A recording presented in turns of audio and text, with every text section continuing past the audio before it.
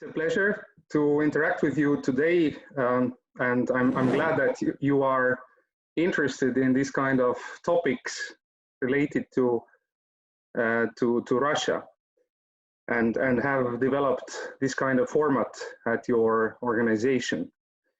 So on my side, some 4 years ago I published this book called Russian Approaches to International Law. That was the context in the framework of which I did most of my research on that topic, which became really a research also kind of in the history of ideas, not just international law, but history of ideas, because international law has a lot of concepts, and sovereignty is one of those concepts that must be filled with certain content. And then when you start to compare, you can sometimes discover that different countries with their political histories in particular, they put different accents to these concepts.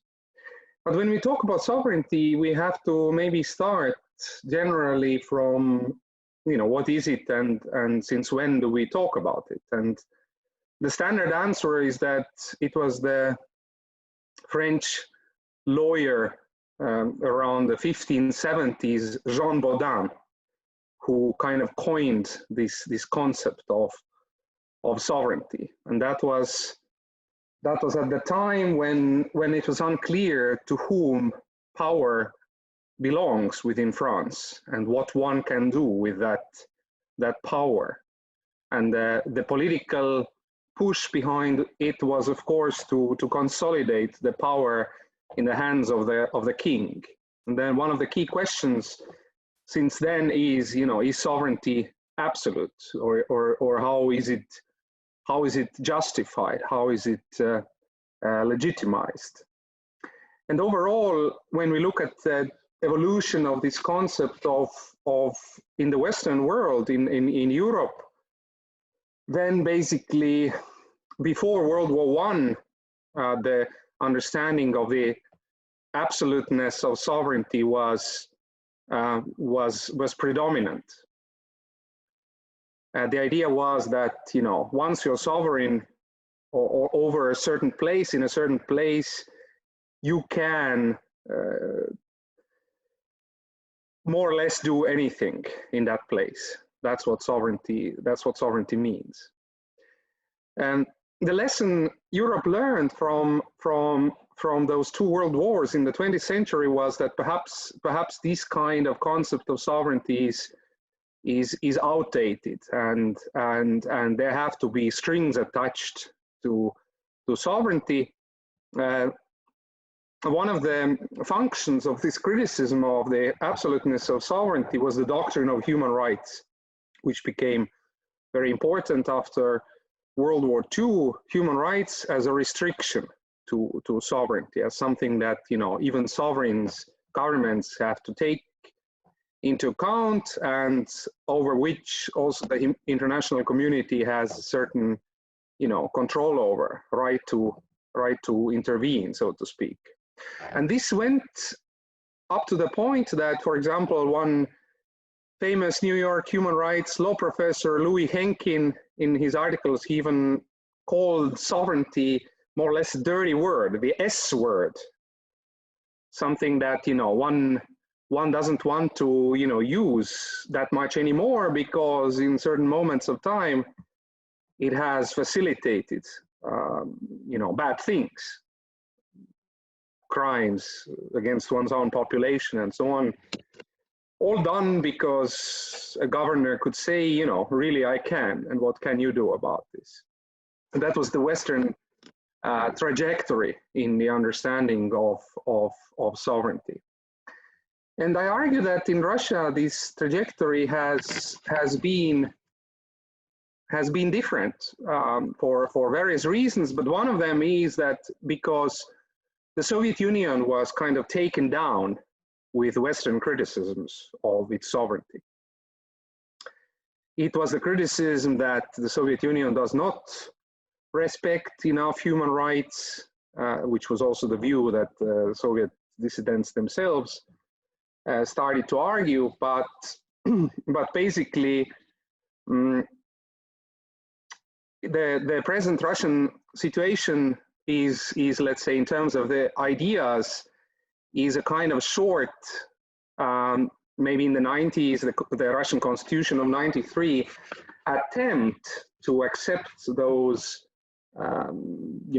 Western ideas of how sovereignty is restricted through democracy and international law and those things, but that basically doubts have started to emerge over this, and perhaps the idea that in the end sovereignty has to be in the last resort, it has to be absolute, or the last word has to belong to to that ruler, not to some sort of international community or someone who hides behind the international community. So how does this all play out? I was thinking in Russia's context, if you want a kind of metaphorical debate between these two concepts of sovereignty, then you could see once more the film by Andrei Zvyagintsev, Leviathan. There is this main protagonist in the Russian far north who kind of looks for transparency and accountability of the state administration, respect for his property rights, and against him are, first of all, an entirely corrupt local governor who at some point tells him that you never had any rights, nor will you have them.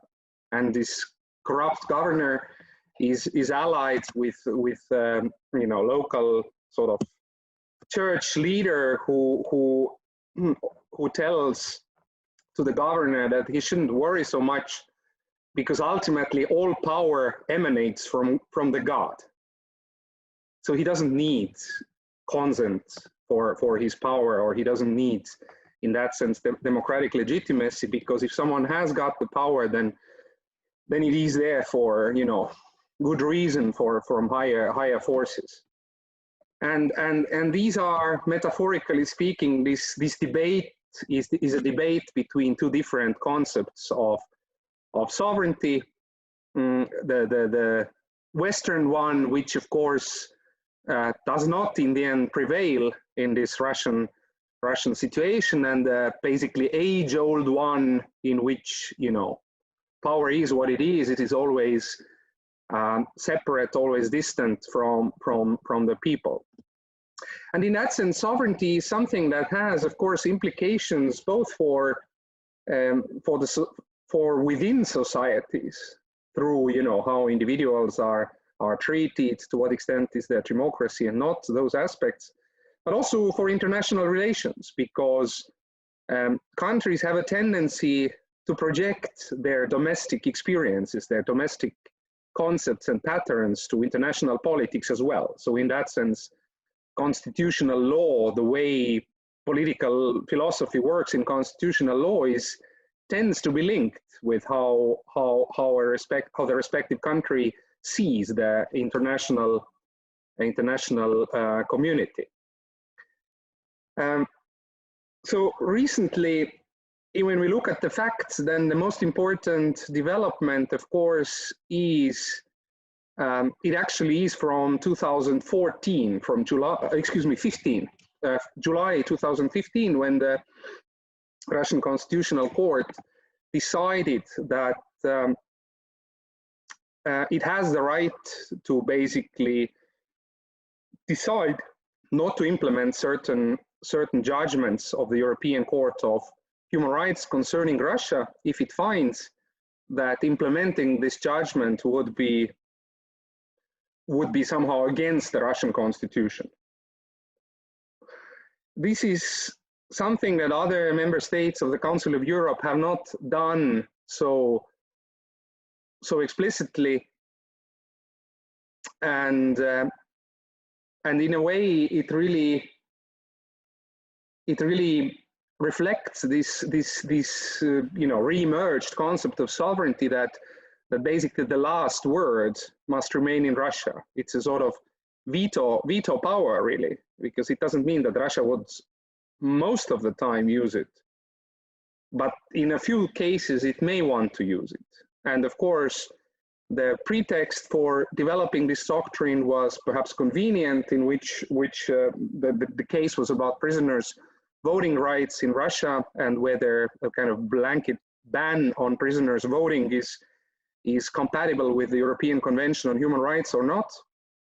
And Russia said that, well, they can't do anything about it, the Constitutional Court, because this is something that the Russian Constitution prescribes. So they established a doctrine through this case, but then they also further used it in another case involving much more money, for example, and that was the UCOS case, in which the European Court of Human Rights had awarded 2 billion euros to UCOS shareholders. Again, the Russian Constitutional Court said that they cannot do it. In that case, however, there was nothing directly in the Constitution that would have prohibited that implementation or paying out that money, but it was simply an argument that was constructed. Bottom line being that, you know, Russia said with this, the Russian Constitutional Court, that we can do it if we want to. It is in our interest, and what shall you do about it?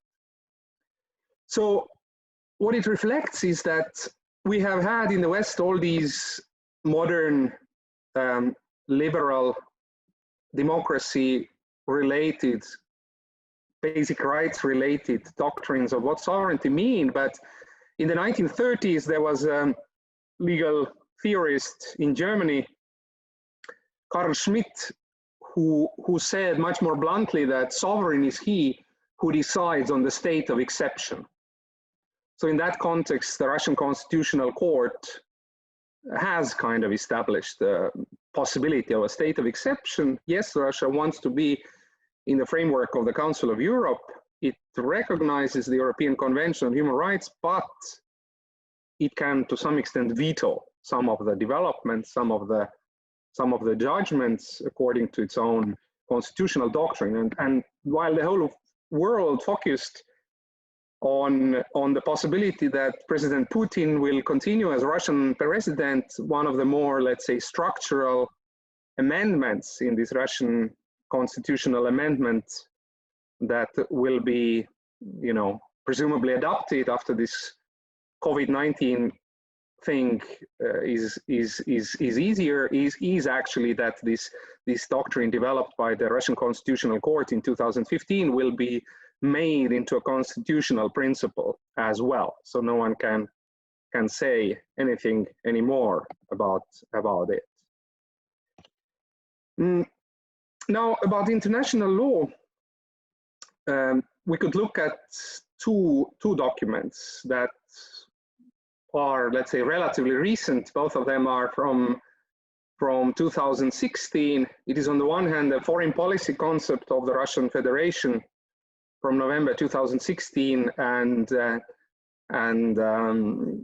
secondly the Russia-China declaration on the promotion of international law from June 2016. So you can see we have different time senses here, because you working at a think tank for you probably 2016 is like long time ago, but for a historian of ideas it's just like basically today or yesterday. So for me 2016 is, you know, very recent event, you know. And so what do they say? They construct a world in which Russia is a kind of defender of international law, at least the way that Russia understands it. And one of those understandings is a kind of rigid, conservative, I would say, or I should also say one-sided understanding of sovereignty, the way it is talked about in the United Nations Charter. The United Nations Charter has Article 2, which lays out the main principles of the United Nations as well, and they are often understood as basically underlying principles of international law as well. However, in different countries, the doctrine lays different emphasis on this Article 2. In countries like Russia, where the understanding of international law is very doctrinal, you can often see that people take these principles one on one, and then they tell what this means somehow, as if this is the way kind of international law is explained. So what's the, while you know, in Anglo-Saxon countries, for example, case law is more important rather than just, you know, doctrine.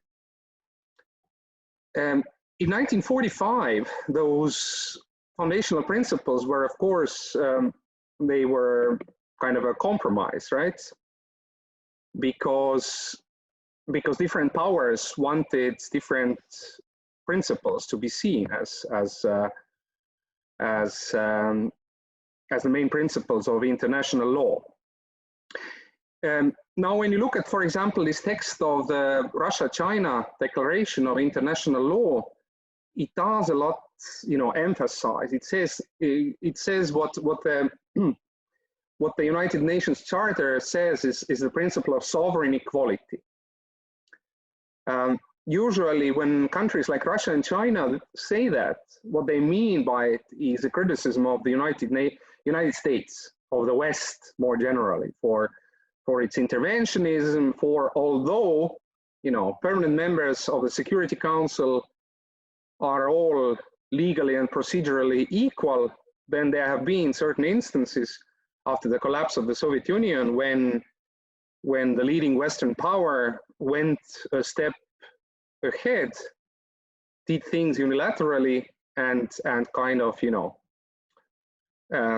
let's say resolutions were not adopted by the Security Council. I mean, you all know those examples, the Kosovo crisis in '99 and the Iraq War 2003. There was also there were different interpretations on whether the Western powers went too far with the implementation of the Libya resolution in 2011. Of course, this narrative does not usually mention Russia's own steps against Ukraine since 2014. So generally the impression, or for that matter, Russia's steps against Georgia since at the latest 2008.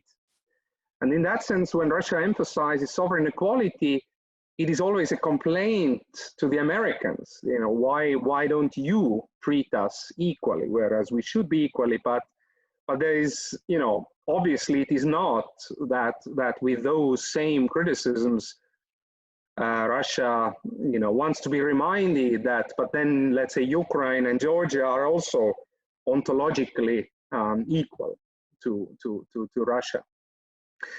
When you go back to the negotiating history of the United Nations Charter, already from the Yalta conference in you know, early 1945, then Stalin says at Yalta that, you know, international relations will never be like this, that Albania would have the same standing as the Soviet Union. So there is obviously thinking between that you know, in the world politics there are great powers, державas, and then there are, you know, usual states. By the way, which is again something that Carl Schmitt said in Berlin in the late 1930s. He divided states into you know, greater powers, the Reich and usual kind of states, die Staaten. And he claimed that the Reich, they have the kind of natural right to spheres of influence, the right to you know, near abroad, whatever. Smaller countries would reporting to some greater power. The only question is, you know, what great power is that? And so that is one of the paradoxes. The country that fought against fascism, against Nazism, in some ways it maintained after 1945 itself a totalitarian model, and certain of its concepts of statehood, sovereignty were substantively very, very close to that power that was crushed, because Carl Schmitt was also called the Kronjurist of the Third Reich, someone who you know, invented arguments for that were convenient for the Nazis in the late 1930s. And now you have in certain contexts this understanding that, well, that is really the natural law of greater powers. Power matters, and while, so from that viewpoint, you know, Russia might see itself as one of the last truly sovereign states beside the United States and China, because obviously smaller powers, you know, although formally everyone is equal, they will be more dependent. Their I don't know, judgment, for example, when voting in the Security Council as a non-permanent member or something is always, they will be subject to great power pressures in a different way than this is the case for you know, truly great powers. And so yes, the foreign policy concept basically talks about attempts by states and state groups to revise the generally accepted principles of international law enshrined in the UN Charter and in the Declaration on Principles of International Law from 1970, adopted at the UN. Russia wants to counter politically motivated and self-interested attempts by some states to arbitrarily interpret the fundamental international legal norms and principles, such as non-use of force, and so on. So what is, let me translate this into a non-legal language. Behind that is the criticism that the West has taken human rights and democracy, and through these concepts attacked states' rights to sovereignty. This is a debate that goes back to the Cold War era, and basically, if you read, let's say, Soviet books about international law, their main ontological complaint was always that the West wants to basically destroy the Soviets. They don't accept this Sonderweg, as the Germans would say, that you know, some country decides to have socialism instead, or state socialism, to wanting to build communism instead of liberal democracy. And I guess today's Russian elites have probably inherited a lot from this already education-wise. I mean, let's not forget that President Putin is a graduate of the Faculty of Law of Leningrad State University. And you know, this is law, and international law is his formal education. So there is this historical sense that these people have, that the West does that.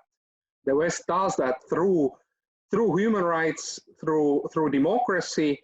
It has this criticism that, you know, countries like Russia, they will never be good enough at that. So it's a kind of blanco possibility to criticize them ontologically, to ultimately say that we are ontologically not equal. You haven't grasped the progressive concept of the development of humankind, whereas, you know, ultimately Russia's argument then is that at least great powers should be all left alone, and that's what sovereignty means. So Russia decides how Russians want to live, China decides how Chinese want to live. In that sense, there is no universalism, or there is very little universalism. What happens in the UN Security Council is some sort of crisis committee when these countries, these powers can maybe find some solutions together, but overall, let's say the human trajectory of human evolution is not the same everywhere in terms of ideas. And I guess with this idea of sovereignty, Russia definitely also sticks to more collectivist type of analysis that ultimately, you know, too much human rights can destroy empires. And that is not always a good thing in all places. Too much human rights will create us a situation in which, you know, individuals are a constant trouble for the exercise of state power. you know, the government has to deal with demonstrations rather than, I don't know, competing with who the actual enemy is or something. So these are my introductory remarks. I want to thank you very, very much